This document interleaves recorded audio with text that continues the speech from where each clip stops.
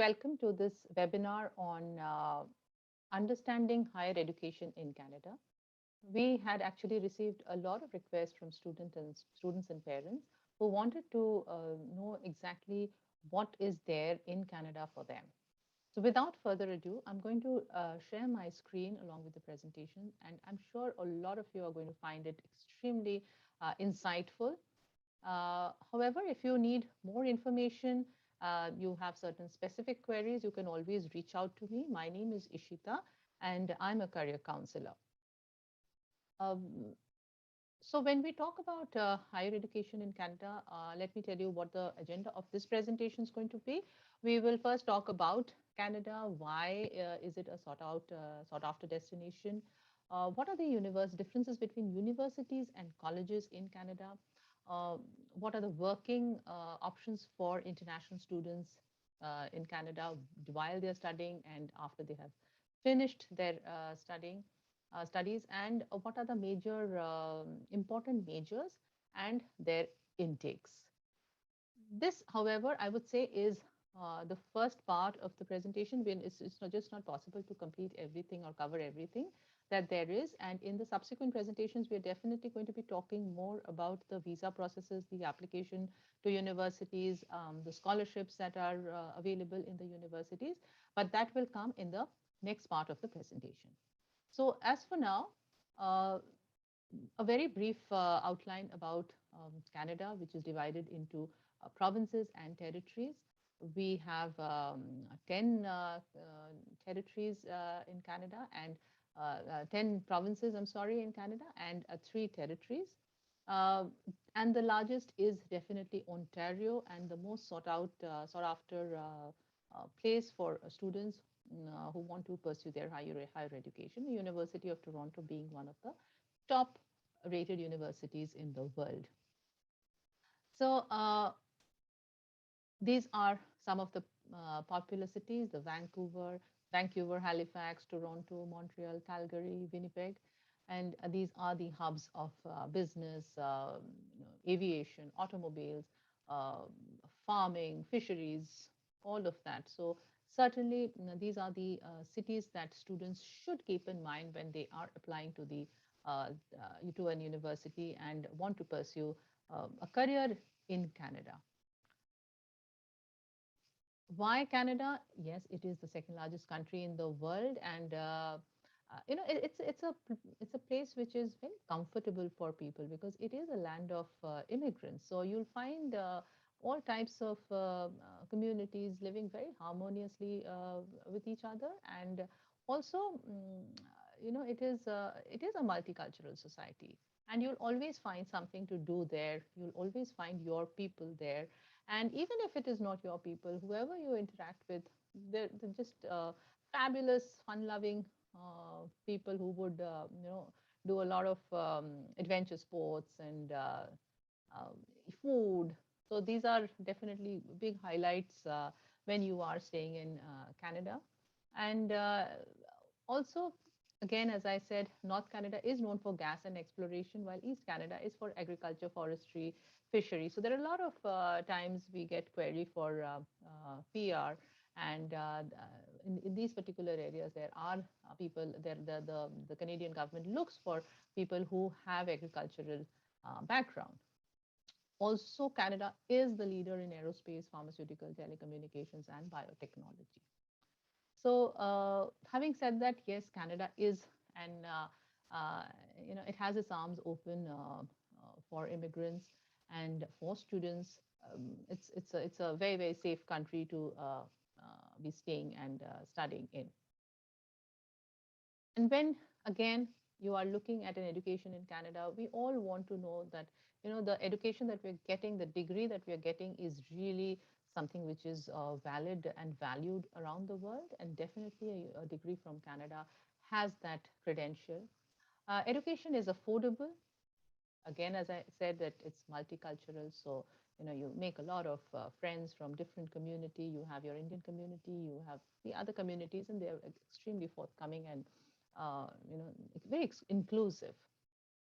Also, a big highlight is that you have the possibility of paid internships while you are studying, and the post-study work visa is a very is available.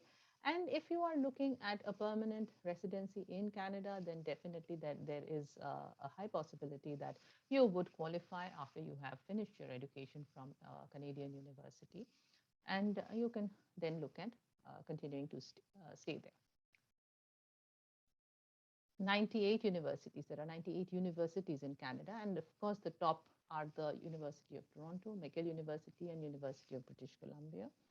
These are definitely the top universities that students really want to go to. However, they are extremely difficult. They are competitive, and acceptance rate is a little low. So again, what matters would be your transcripts. Very important how you have scored in your high school. So there has to be academic consistency if you are aiming and targeting to reach any of the top universities of Canada. Apart from them, there are other universities that appear in the world ranking. Our University of Alberta, McMaster, Montreal, Waterloo, Ontario, Calgary, uh, Queen's University, Simon Fraser, Dalhousie University, University of Ottawa. So these are definitely top of the line universities that students can really look at applying. They offer varied courses, and you're bound to find the course that you want to study. Another question that we keep getting from our students is what is the difference between the universities and colleges?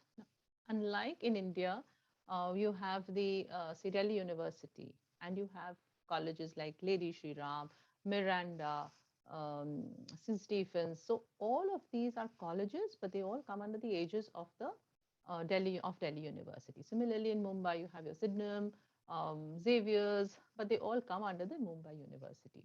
In Canada, it's a little different because education is a provincial responsibility.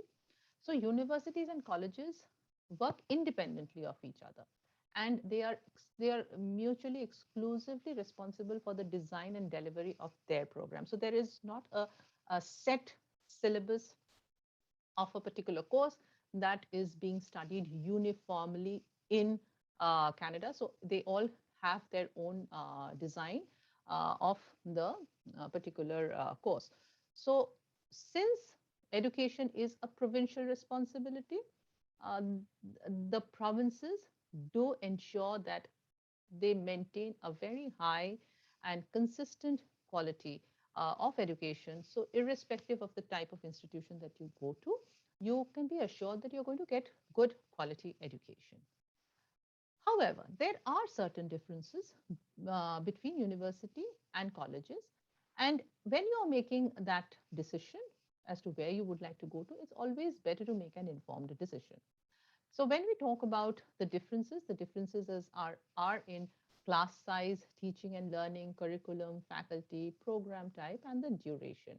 So again, universities are typically large universities, large places of study where there are 100, 150 students, and colleges are smaller class size.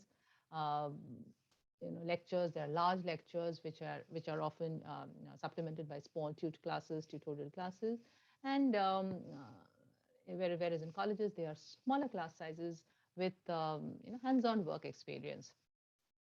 Again, the curriculum is very academic driven in universities, and broad. They offer a broad course options. They have broad course options. Um, in comparison, colleges are career oriented, practical programs with courses in the chosen career field. Also, the faculty is a distinguishing factor where universities, again, because they offer undergrad and BA and undergraduate and uh, graduate degrees, that is BAs and MAs. So the